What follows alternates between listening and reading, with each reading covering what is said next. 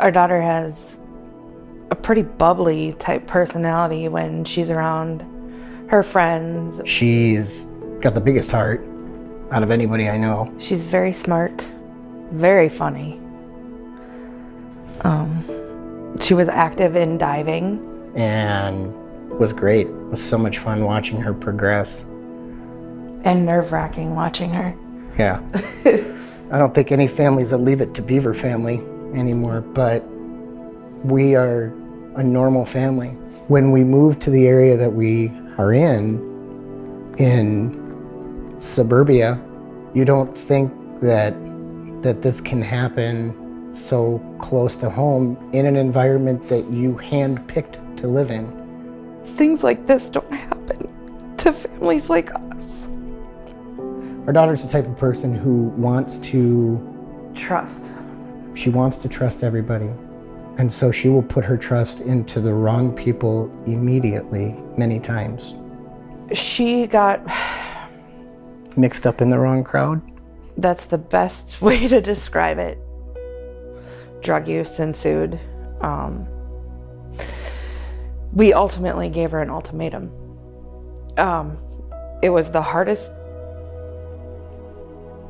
decision we've ever made.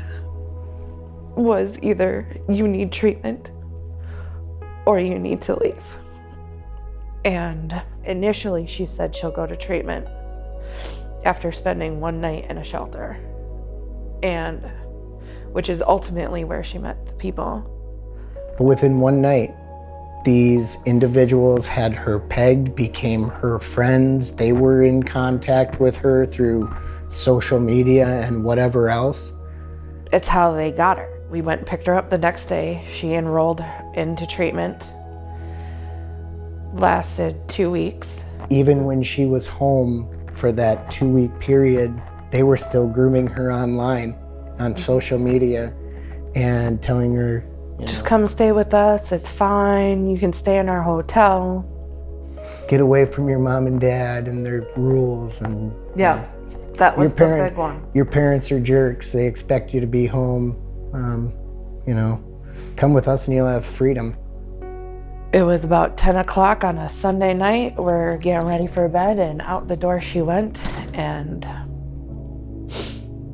that's when it all began. I had like an app on her phone where I could see her location. The first 2 days we had her pinpointed to a hotel in the Twin Cities area, not terribly far from home. And it was 2 days later, I saw her location changed to another hotel in the Twin Cities. We made sure to maintain contact with her. And I just said, where are you? And she was honest with me and said the names and who she was with. And she does have to take certain medications. So she was coming home every few days. So we were able to see in a very short period of time a decline. Her demeanor changed completely. She was wearing clothes we hadn't seen. A day came, she had bruising on her neck. I tried to keep her around a little bit longer. And right before she left, I could physically see it was actual hand marks around her neck. And I looked at my husband and I said, something is so wrong. We had tried to keep our daughter in the house that day.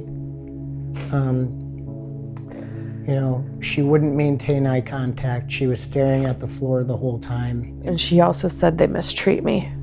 She just kept saying it doesn't matter. Before going out the door, she just stood at the door for a minute. And we had asked her, are you in trouble? Is everything okay? And she just said, nobody should live this way. We had told her, you don't have to go.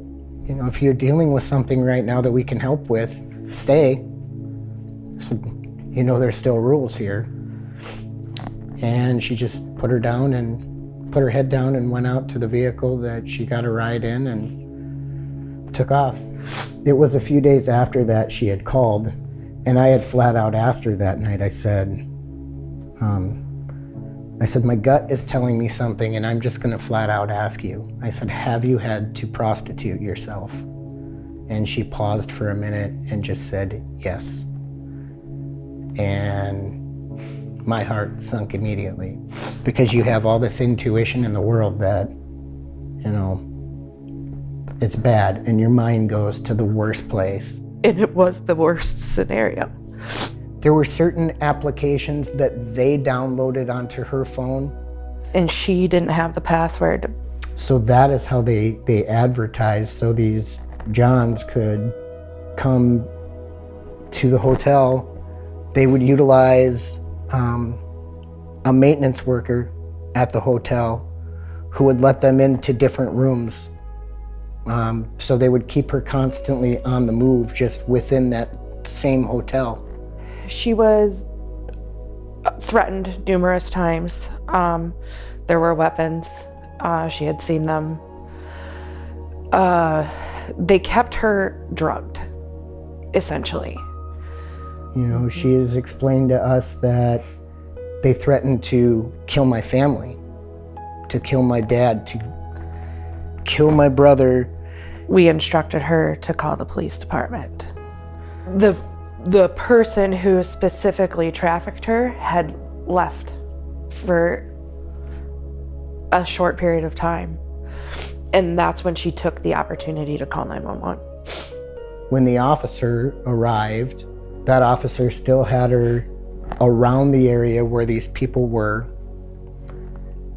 Questioned her in front of some of them. Accused her of just wanting to get a ride to a friend's house. And lying. She called me when she was with the officer. We're explaining on the phone that she's not lying. She's not making this up.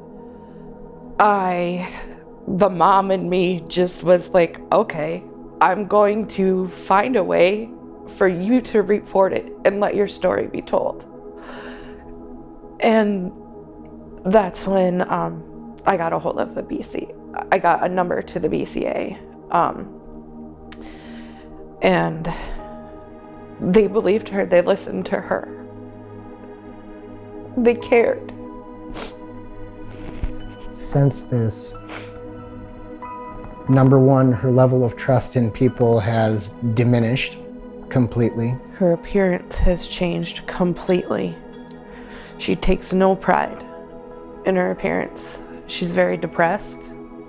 She carries a weapon with her wherever she goes now for self-defense, and I can't blame her. It's like it's taken the life out of her, that drive. The reason that we want to hide our identities isn't so much that we don't want our neighborhood and our neighbors to know, because we do. That's not the case, yeah. We have these individuals that harmed our daughter who have literally driven by our house on numerous occasions where we saw them. It's not like the old movies that you'd see where there was a pimp on the corner. Kids these age, social media is like their world. That's how they stay connected, and they have friends from all over the world that they don't actually know. And that's how they suckered her right in. It's amazing how quickly it happened. Yeah. How quickly they went from finding this vulnerable individual to grooming them to actually getting them to do the act. It was like the blink of an eye. It was very short, 2.5 weeks. I don't want to scare any young kid by any means, but they've got to be cognizant of the individuals they hang out with.